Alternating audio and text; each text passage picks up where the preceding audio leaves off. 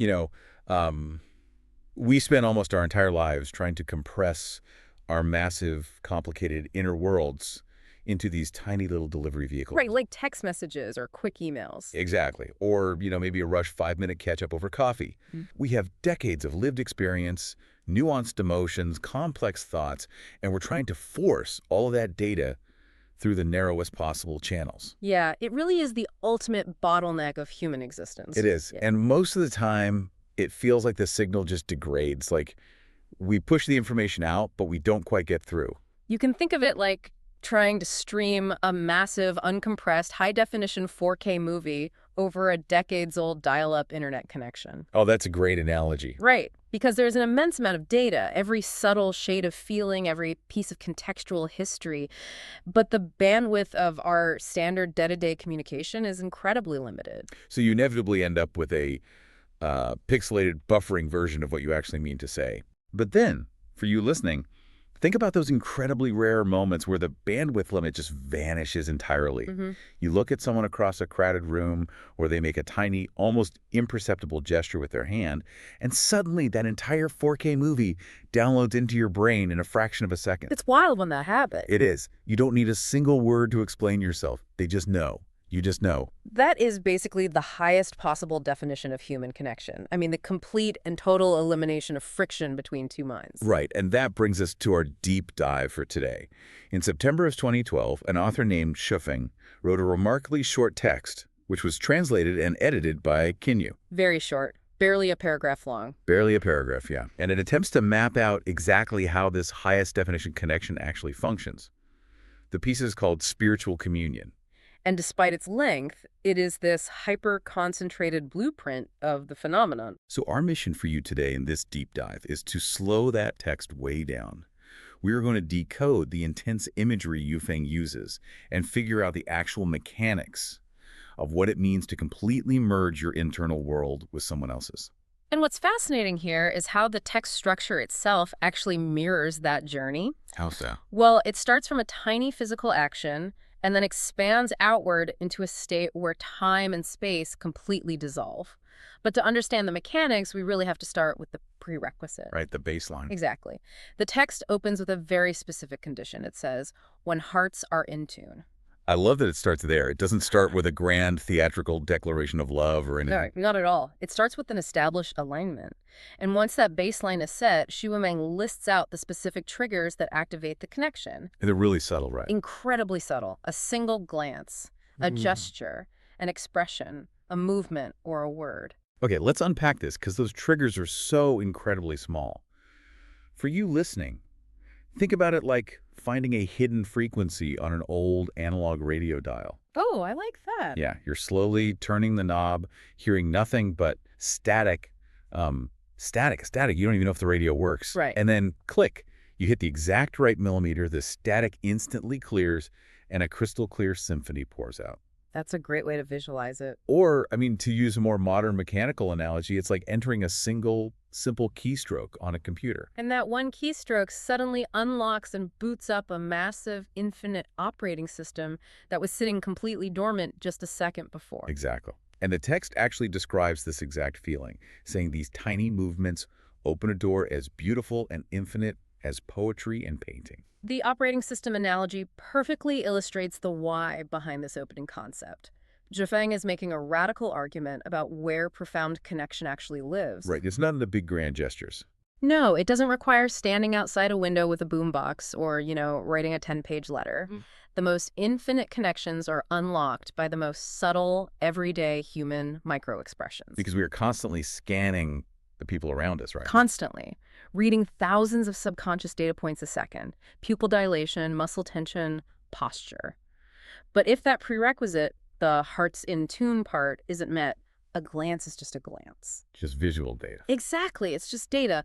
But when the alignment is there, your brain recognizes that single glance as a decryption key.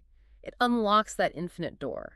It's almost like an inside joke, but instead of just sharing a laugh, you are sharing an entire reality. A shared reality, yes. And once that infinite door is opened by that simple glance, the text takes us straight into the environment that this connection creates. Right, it drops us into these incredibly lush, vivid landscapes. Yeah, we get flower gardens under the moonlight by the streams and the hills and the valleys inside the caves. And in these spaces, Yu Feng writes that the heart blooms with wonder everywhere. It is a really striking shift.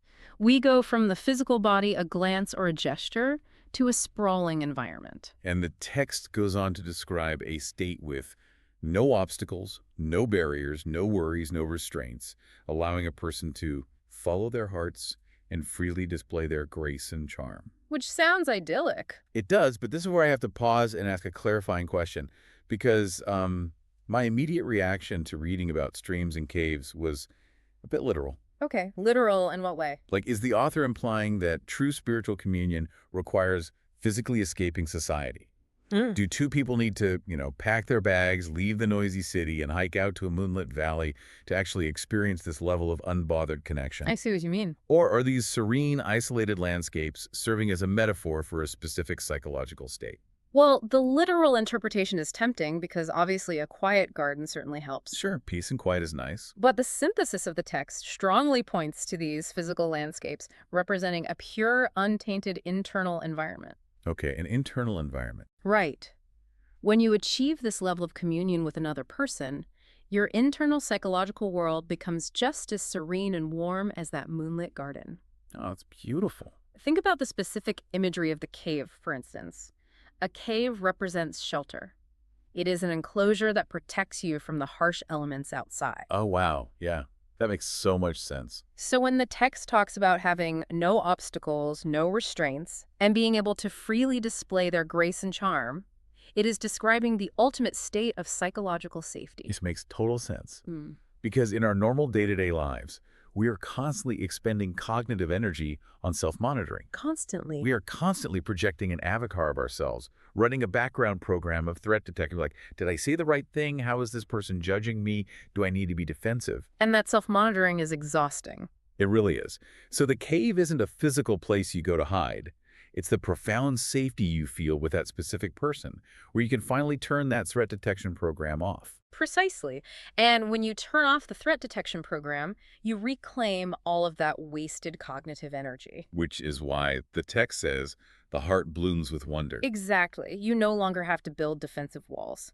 Your authentic self can simply exist and expand without fear of judgment. You are shielded by the connection itself. But, psychological safety is incredibly easy to maintain when everything around you is perfect. Sure was no stress. Right. It's easy to feel totally vulnerable and untainted when you're resting in a metaphorical moonlit garden. The real test of any connection is what happens when that environment becomes hostile. And the text doesn't let us stay comfortable for very long. No, it doesn't. It immediately throws this bond into some incredibly harsh conditions to test its durability. The introduction of real-world friction. Yeah, the environment violently shifts. We move from the cozy garden to the ends of the earth, across mountains and rivers, no matter how high the mountains or how vast the waters. It even throws us into dense fog and mist. Right. But despite all of that extreme physical separation and disorientation, the text insists the bond remains as close as glue. The hearts and souls remain completely intertwined. And the emotional resilience described here is staggering. It really is.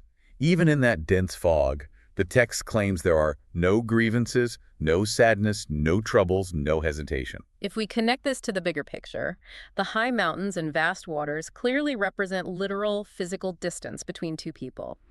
But the dense fog and mist is really the crucial element here. Because it represents confusion. Exactly. Fog is a universal symbol for emotional confusion. It represents the times in a relationship where you lose your bearings, where the intent of the other person is suddenly obscured, and you can't clearly see the path ahead. Which happens in every relationship. It does. And in ordinary relationships, what happens when intent is obscured? We assume the worst. Distance and confusion are the breeding grounds for resentment. If there's a gap in information, if we don't know what the other person is thinking or why they are pulling away, our brains naturally fill that gap with anxieties and grievances. But the text is arguing that true spiritual communion fundamentally alters that psychological default setting. How so? It acts as an impenetrable shield against both physical distance and emotional friction. Because you have already established that profound baseline of safety in the cave we talked about, the dense fog no longer triggers your threat response. Oh, so you don't panic just because you can't see them. Right. You don't start doubting the connection just because you can't see the other person clearly in that moment. The communion provides an absolute benefit of the doubt. It is completely immune to the typical decay that destroys ordinary human connections. Immune to decay. That paints a picture of this unshakable, bulletproof calm. You're glued together, totally unbothered by the fog or the mountains. It's a very peaceful image. But just as we settle into this idea of passive, untouchable peace, the text pivots again. And this is probably the most conceptually difficult part of the entire piece. Oh, definitely. Because spiritual communion is not just passive peace, it is also explosive, chaotic energy. It forces the reader to reconcile two completely opposite states of being happening at the exact same time. Here's where it gets really interesting. Let me read this juxtaposition because it is wild. Go for it. On one hand, the text says that in this state, you can quietly observe the rising and falling tides, the swirling clouds, and the magical combinations and performances of countless things. Which sounds very detached, very zen. Right. But literally in the next breath, it says you can instantly merge into a roaring fire and stir up tumultuous waves. That's a dramatic shift. For you listening, imagine standing in the dead center of a hurricane. It's like the text is saying, spiritual communion is the ability to stand in the perfectly still, quiet eye of the storm, but also be the violent, crashing eyewall of the storm at the exact same time. The specific vocabulary the author uses to resolve this paradox is vital here. Right after the roaring fire, the text mentions savoring the realms where yin and yang meet, where heaven and earth connect. Okay, yin and yang. Right, this is the underlying mechanism of the connection. In Eastern philosophy, yin and yang are not opposing forces that cancel each other out. They are complementary forces that create a dynamic whole. We so often think of a peaceful relationship as one where nobody ever raises their voice. We equate peace with a total lack of conflict. Which isn't very realistic. Exactly. But this text is arguing something much deeper. True peace isn't the absence of the roaring fire. It is the capacity to endure that fire without the connection breaking. If your connection is just quiet observation, it's stagnant, it's fragile. A connection that can only survive in perfect stillness isn't true communion. Spiritual communion encompasses the entirety of the human experience. The whole spectrum. Yes, it requires the calm, receptive, observing earth of the yin, where you can quietly watch the magical combinations of life unfold. But it also requires the active, passionate, chaotic heaven, the yang. Because the text mentions shifting reins, passionate embraces, and intimate union. Exactly. You need both to have that dynamic whole. So you are so fundamentally secure in the bond that you can swing seamlessly from the quietest, most passive observation of the universe to the most chaotic, fiery engagement with it. Yes, without fear. You can have a massive, tumultuous waves of conflict or passion. And it doesn't threaten the foundation of the relationship. It's a resilient, breathing ecosystem. And having merged that quiet observation with that chaotic fire, the text pushes the reader toward the final, ultimate conclusion of this connection. We move past the physical environment, past the emotional friction, and arrive at a point where reality itself begins to dissolve. Yeah, we hit escape velocity here. The climax of the piece reads, following the flow of life, carefree and at ease, where space disappears, time ceases to exist, and only the spirit shines, the soul drifts. It really leaves the physical world behind entirely. It goes on to describe a state of endless bliss that actually overrides our basic biology. It says you are free from thirst and hunger without weariness or fatigue. The physical limitations of the human condition are entirely stripped away. It is incredible to look at the progression we just walked through. Yeah. I mean, we started this deep dive talking about a simple human glance, a tiny micro-expression. And now, just a few sentences later, we are exploring a state where space and time are literally gone, and the human body no longer needs to eat or sleep. So what does this all mean? How do we ground this? Is Weifeng describing literal magic, or is there a psychological reality to this? There is actually a very documented psychological reality to this, which is often referred to in cognitive science as a flow state. Oh, like an athlete or a musician who is so deeply engaged in their performance that they completely lose track of time and don't even feel the blisters forming on their hands. Precisely. In a flow state, your brain is so entirely consumed by the present task that it literally stops processing peripheral data. Wait, really? It just stops? Yeah, the signals for hunger, fatigue, or the passage of time are simply not granted cognitive bandwidth. What this text is arguing is that profound human connection can trigger that exact same state. The gravity of a truly untainted spiritual bond is so massive that it warps your perception of time and space.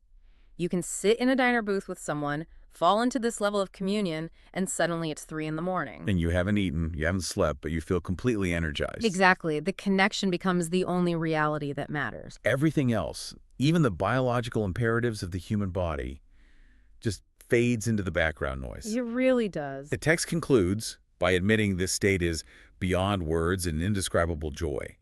It's an acknowledgement that human language will always be an imperfect delivery vehicle for this kind of depth. Right, going back to our dial-up analogy. Yeah. Yet, by moving through these specific stages, Sue Feng manages to give the ineffable a very tangible architecture. It takes something we often dismiss as just a fleeting feeling and treats it as a structured, achievable state of being. So let's bring this all back down to earth and summarize exactly what we've unpacked for you today. This short text from 2012 provides a complete mechanical blueprint for ultimate human connection. It reminds us that spiritual communion doesn't require grand orchestrations. Right. It starts with the smallest possible data transfer, a gesture or a glance, provided your internal frequencies are aligned. And from that tiny spark, it builds an internal environment of absolute psychological safety, where the exhausting work of self-monitoring can finally stop. Which provides an emotional shield that allows you to give the benefit of the doubt, completely neutralizing the resentment and confusion that usually come from physical distance. It redefines peace not as the absence of conflict, but as the bandwidth to hold both quiet observation and chaotic fiery passion without breaking. And ultimately, it has the sheer power to pull us into a profound flow state, freeing us, even if just for a few hours in a diner booth, from the heavy, exhausting constraints of time, space, and our own physical biology. It is a stunning vision of the absolute limit of what human empathy can achieve. It does leave us with one final, lingering thought to explore, though. Something derived directly from that climax where time and space disappear. That's that. Well, if the ultimate logical destination of the spiritual communion is a state where the physical world completely ceases to exist, and where you no longer feel basic human limitations like thirst or fatigue, Right. is the author describing a perfect, fleeting state we can achieve right here in our daily lives? Or is this text actually a beautifully disguised description of a connection that can only truly be realized once we have left our physical bodies behind entirely? Oh, wow. Does the ultimate connection require us to abandon the delivery vehicle altogether? That is a fascinating thought for you to carry with you today. Thank you for joining us on this deep dive. Keep looking for those hidden frequencies, trust the gravity of those connections, and we hope you find those rare moments where the static finally clears.